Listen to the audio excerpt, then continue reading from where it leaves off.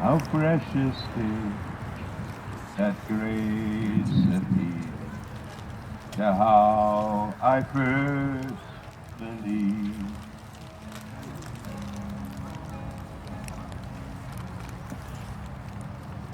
Through many dangers, toils and snares, I have already come.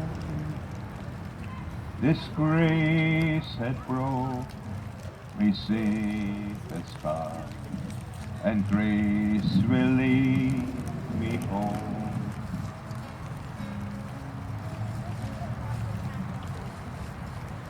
The Lord has promised good to me. His word my hope secures. He will my shield and fortune be, as long as life endures.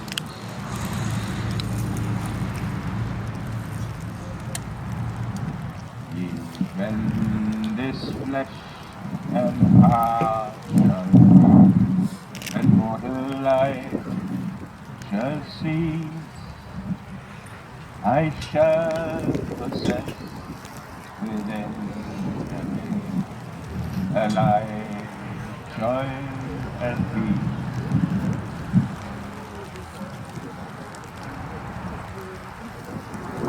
Keeping there 10,000, bright shining as the sun, with no less days to sing God's praise than when we first begun.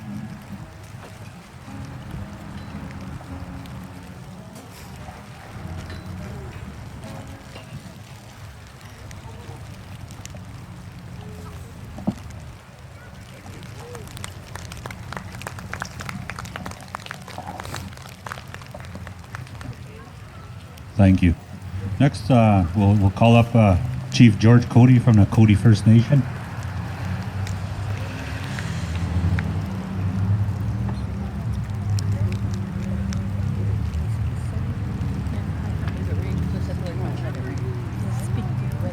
Thank you, Leonard. Well, it was a wonderful day today. I had a great walk.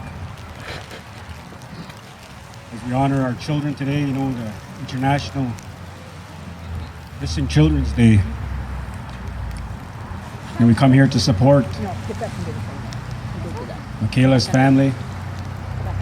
We come to support other nations that are going through the same thing that we're going through, not knowing where some of our children are. And we know that children are a blessing from the Lord. So we cherish them with the love that we have for them. And today is a great day to see how our community and other nations can come together to support one another. And I will continue to pray for the Mekayla family and pray for other nations, for those mothers that have lost their children. And we just ask the Lord that they can put closure on this, return our children, so that we can locate them. And as a chief of my nation, I really appreciate the support that we're given as well from other nations, and in collaborating with the provincial and the federal government to assist us in any way that we can. And we really appreciate the police force and all those that are connected to all the investigations that are going on to bring our children home. And today we had the local RCMP and other members of the community marching with us, which is such a blessing to encourage me as a leader, knowing that they are working out there for our benefit and also for the Mekayla family, which we come here to support as well. So I just wanted to say thank you for everybody. Thank you for the great food. Thank you to the City of Yorkton. Thank you to the RCMP. Thank you to Victim Services, Mekayla family. Thank you to my fellow brother Chief Rodney Brass from Key First Nation. So with that, God bless. Thank you, Chief Cody. Next, we'll have Chief Rodney Brass from the Key First Nation.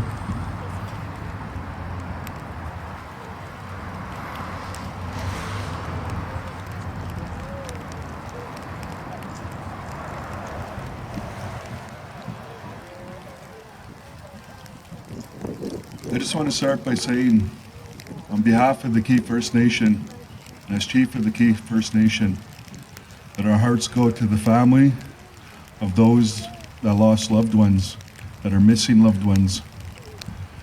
I cannot empathize what the family goes through, because myself, the longest I ever lost a child was 1 hour. He went to a friend's place, a new friend. He never told us, and even within that hour was fairly it was a rough hour. I couldn't imagine over a year what Mekayla's family is going through. All I can do, I cannot even empathize 1 month, but all I can do is pray. And I believe in prayer, I believe in God, and I believe in Christ. My hope for the family that Mekayla will return is in Christ alone. And again, I just ask everybody here to keep praying for the safety of Mekayla and to all those that are missing out there. Pray for the investigation unit, as the officer is here, the lead officer. Also, the lead officer in charge of the Southern District is also here. It's good to see everybody come together and show their support. And again, my hope is in Christ that Mekayla will return safely. Miigwech.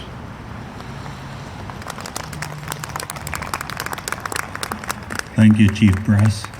Next, we'll call up Superintendent Jennifer Ebert of the RCMP.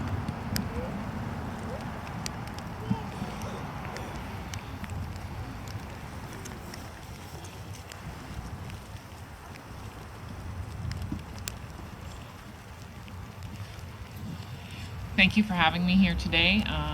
Mekayla's family, Paula, Margaret, Rhonda, Joshua, and Eliora. Thank you, as always, for inviting me to be here. As the past 13 months and 13 days have unveiled, unfortunately, the investigation has not been able to determine what has happened to Mekayla. As the chief had expressed, I cannot even comprehend what the family is going through, which is why it's important events like this take place and that we get Mekayla's message out there that she's missing. Every time you see one of these teal colored ribbons, which is Mekayla's favorite color, hopefully you will be reminded, and everyone of this community will be reminded, that she's still missing and to get her message out there. It is International Missing Children's Day. Currently, there are 125 missing people in this province, and every single one of those families is grieving. Like the chief said, I can only imagine the minutes or hours, not days, years, months. And so I implore every person in the community to do what they can to get the messaging out there and to share information with investigators, with the family, and support the family through this. And hopefully there will be a ceremony like this to welcome Mekayla home when we find her. Thank you.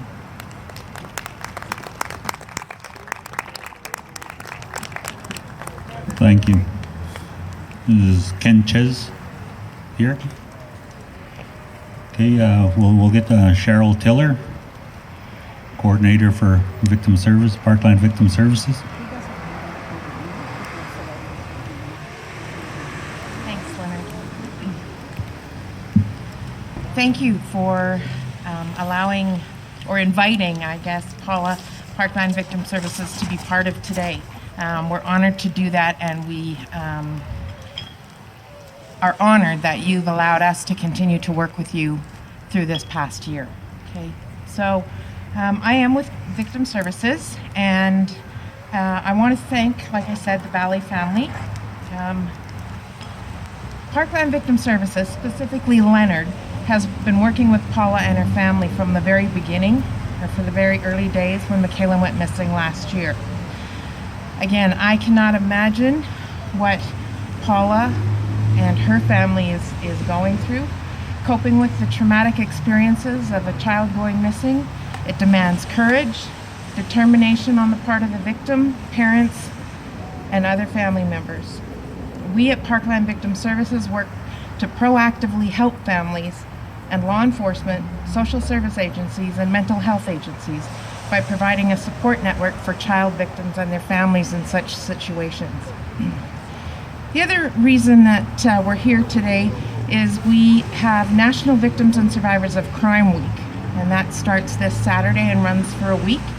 It's an important event for our community because crime victims deserve to have their needs identified and addressed.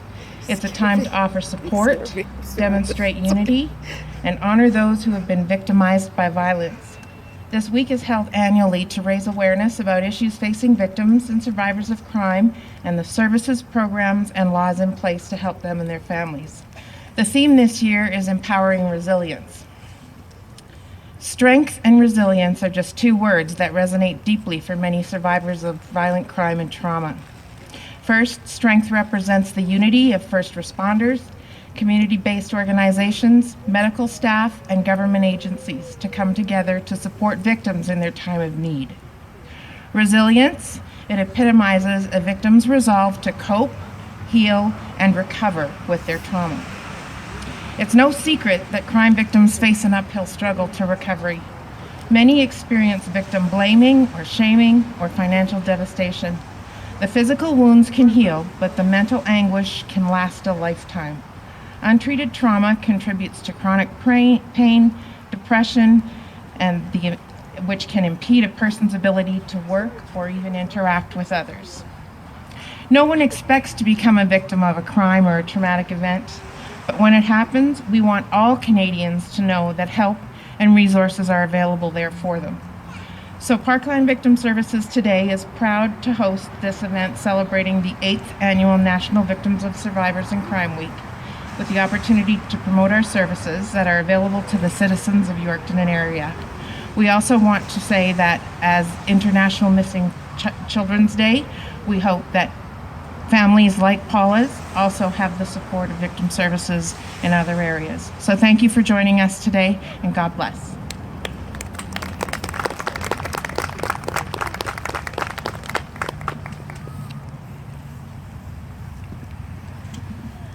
We'll get UA to come and sing his second song, and then we'll hear from Paula.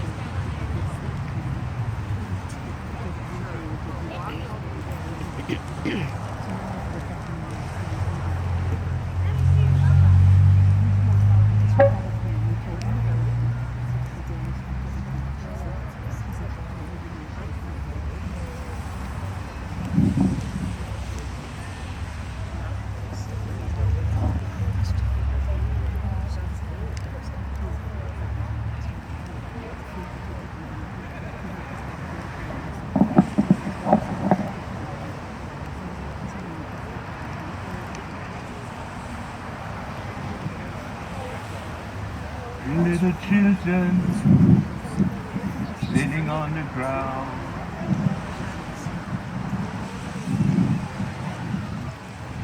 playing in the sand. Their eyes are shining bright, shining so bright, shining so bright.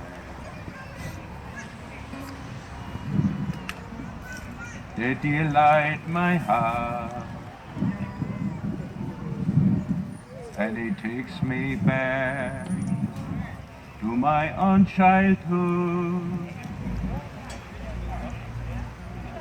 What a simple way of life, what a joy. Three little children sitting on the ground, playing in the sand, their eyes are shining bright, shining so bright, shining so bright.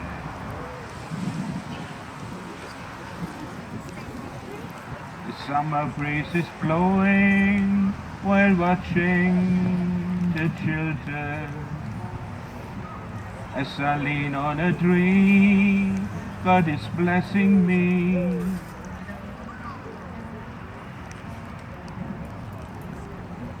Three little children sitting on the ground,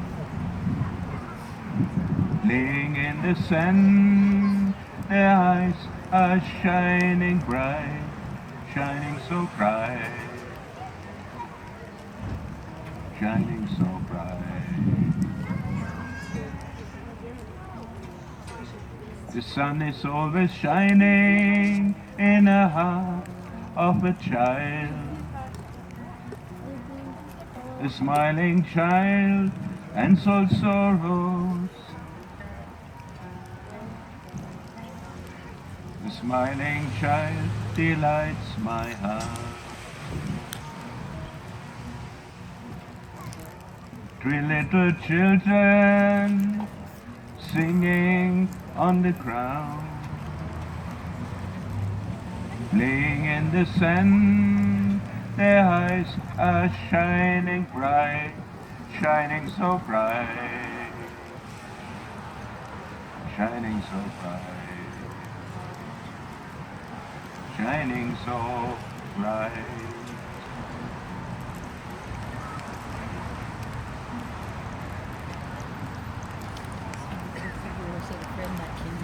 Are you warm enough?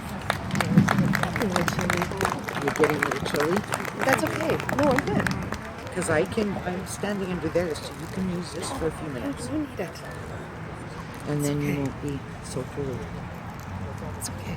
Are you sure? Yeah. Just Thank let you. me know, because I can give you my jacket. Thank you. Okay?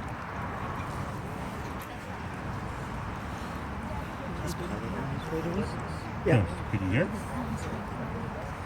She's going to speak next.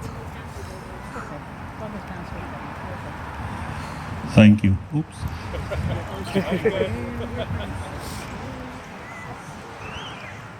Thank you. Okay, I guess I just want to make another introduction. We have Kevin Muska, who is a band counselor from Key Schools First Nation. He's just over there. Thank you for coming out and supporting. So we'll get Paula to come up and speak next. Is that loud enough? Here. Thank you so much, Leonard.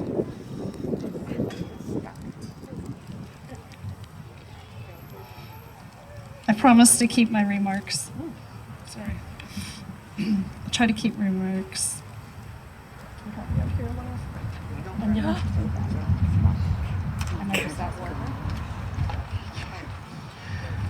Oh, what a list of thank yous for today.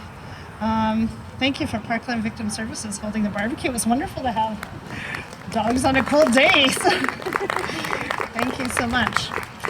I'd also like to thank, again, Superintendent Hebert for making the effort to support our family in the way that she has. It's truly heartwarming. Inspector Monroe, Staff Sergeant Badger, and local members, we appreciate that. As well as the chiefs and George Cody and Rod Brass. I really am very thankful for your support.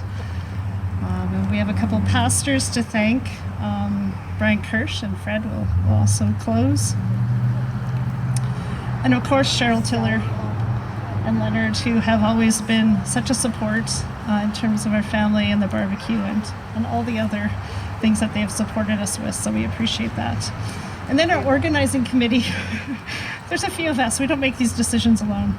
So Mary Barron, Sonia Ravitsky, Karen Kajolka, Betty Nicolaou, and Carrie Estache. We appreciate all of their support in all of our efforts that we do, whether it's awareness campaigns or fundraising or whatever we might be engaged in. So thank you very much to all those people. I appreciate it. And you know what? It was a wonderful thing. It was wonderful when we had all these high school kids, but you feed them, they disappear. I'm not sure. I think they knew what was coming up, a bunch of adults talking that they're not really interested in hearing. So. But it was wonderful to see their support at the high school level, and that means a lot to us, especially in terms of Mekayla would have been graduating on Saturday. So I've been reminded that Paula should always stick to her script, because when I go off script, I say things I probably shouldn't. So I will do that now. So May 25th today, all across the world, hundreds of children will be remembered on today, International Missing Children's Day. And this special day serves as an annual reminder to renew our efforts in reuniting missing children with their families, to honor those who are still missing. Today we're all here to honor Mekayla and remember other missing children from Saskatchewan: Jasmine, Tanya, Courtney, Cody, Tamara, and others. Today is set aside many years ago due to the disappearance of a little boy named Eaton Patz. And if anyone follows missing children, today, after actually 40 years, he finally received justice, and there's been movement on his case, and someone has been convicted of his demise. But anyway, so that's really where Missing Children's Day came from. My first remarks are to Mekayla. Today, Mekayla, we think of you. With so many bitter and fearful tears, we love you to the moon and back, and that will never change. Our plans still include you in our home. Would you like this? What would you think of that? We can't play that song because it was her favorite, and we all break down in tears. I have vowed and will always vow to keep looking for you and never stop. I miss her hugs and her smiles, her humor, her snuggles, sharing our lives. She was one that I admired, her inner and outer beauty.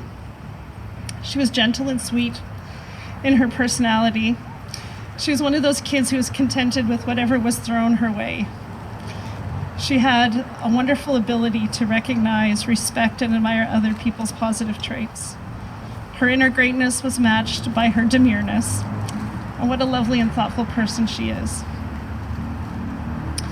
Some of you may or may not be familiar with her story. Not Mekayla's story, because we don't know what her story is yet. We hope to fill in the blanks soon so we can be reunited with her. We have great faith that this will happen. And I happen to believe that every day we've missed an opportunity to find her. She's out there somewhere, elusive. The angst of not knowing if your child is cold, hungry, thirsty, restrained, being tortured, abused, or sold is beyond a mental nightmare. That nightmare I can't shake because I don't have any answers. Sleepless nights and fear that can strike you to your very soul. I often speak about my daughter's character because that's something that I do know, but I don't know what has happened to her. And that is unthinkable and inexplicably painful. It's very frustrating for me because I think that everything in life is knowable. It's incredibly frustrating to be aware that someone knows where Mekayla is, but not me. A mom who would do anything to protect her child. I don't even know where she is. How do you live with something like that? You can't, unless you do something with your pain. We've created altruism with hurting other people who are in terrible situations. We assist others in their journey. And most importantly, on this journey, we've begun to pick up immense amount of knowledge. And those who know me know my research love. Searching, contacting agencies, different policing forces, for missing children, for trafficked children, the endless amount of information that is out, whether it's on sites, pages, books, and experts that are available. Very quickly you become aware that the long-term missing children have a grim outlook. But no answer is not an acceptable answer for me, and every child deserves to be found. But is this a priority? I don't believe so for those who are and should take this issue most seriously. Missing children require a national protocol, a national database of tips that can be entered in real time and accessed by any and all law enforcement agencies, immediate and timely. There are many issues that need to be addressed and improved.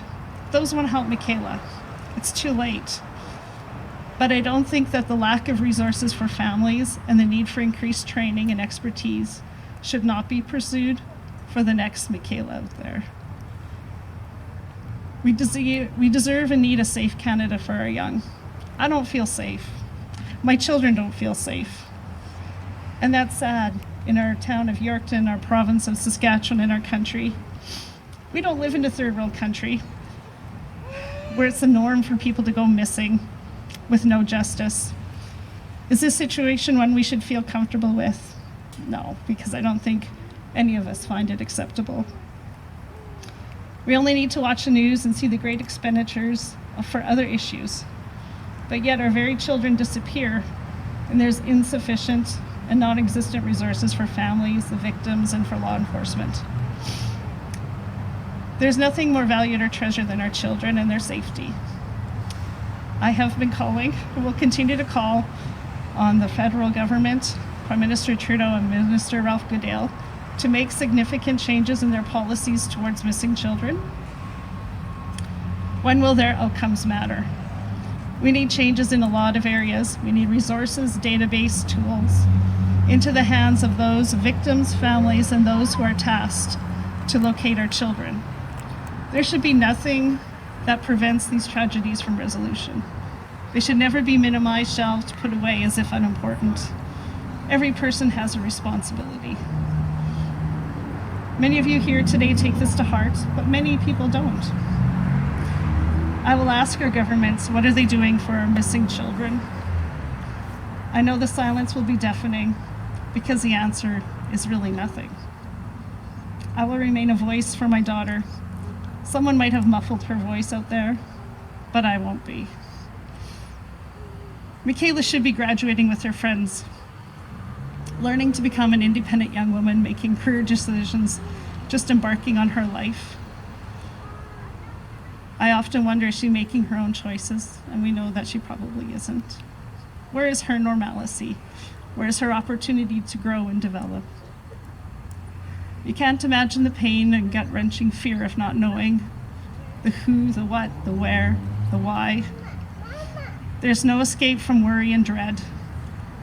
The feeling of being so hopeless that you can't save, rescue, or even find your own child. I look into the eyes of my daughter now, but all I have is a picture. When I look into the eyes of my other children, I try to answer questions about where their sister is. Is she okay? Do you think she still misses us like we miss her? What if I forget what her voice sounds like? Can we still play games? Can we play Monopoly and Uno? Can she help me read? There's an entire list of, when she comes back, can we? Their one desire is to sleep on the floor of her room so they never ever lose sight of her again. It's really about lives suspended in time, waiting, watching, and searching. The loss of someone you love, the loss of her future. This time is crucial in a young person's life. She has no drivers, no school, no graduation, no rites of passage. She needs the opportunity to live and learn and love. And this has all been robbed. It's been robbed from Mekayla. It's been robbed from us. It's been robbed from her brother and sister. I'll never forget the agony of a year ago on Missing Children's Day. Walked down a corridor in Saskatoon, only to see a display table with pictures. And many pictures we're familiar with. We've seen the pictures of missing children. But to see your own child's picture on there is probably one of the most painful things I've ever seen. We all look at those tattered posters at Walmart or the police station, blank eyes and expressions, children lost in a time warp with untold stories and unknown ends. I'm asking people to not let that happen to Mekayla. She deserves better. Every child deserves better. Before her class goes on with their lives and moves forward, I've asked them to not forget about her. The truth needs to come out. Please, please share what you know.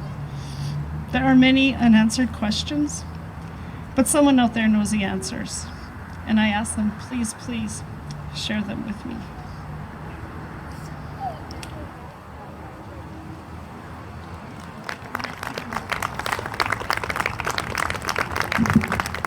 Thank you, Paul. Is Ken Ches here? Okay, we have Alderman Ken Ches from the City of Yorkton.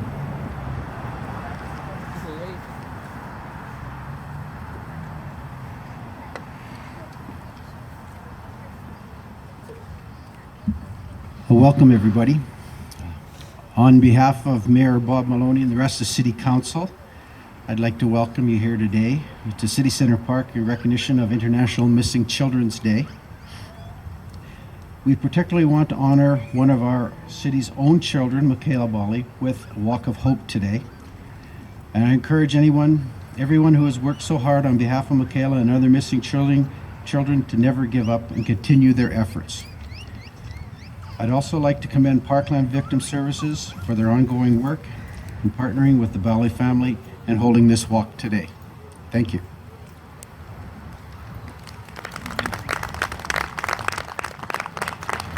Thanks, Ken.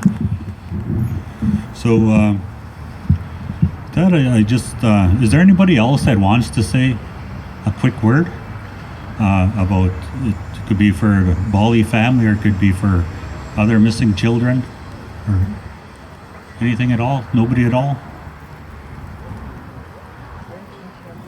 Okay, well, I just want to thank everybody for coming out and, supporting the Bali family and also supporting International Missing Children's Day. I want to thank my co-workers, Parkland Victim Services. They're the ones doing the hot dogs and that. We have some of our board members here and some of our staff. We have 6 staff here today, and one is sick that couldn't join us. And we have volunteers. Parkland Victim Services, we operate on volunteers, and we have a lot of good volunteers. Some have been there for 20 years, 15 years. So we're always looking for volunteers. If you have a good heart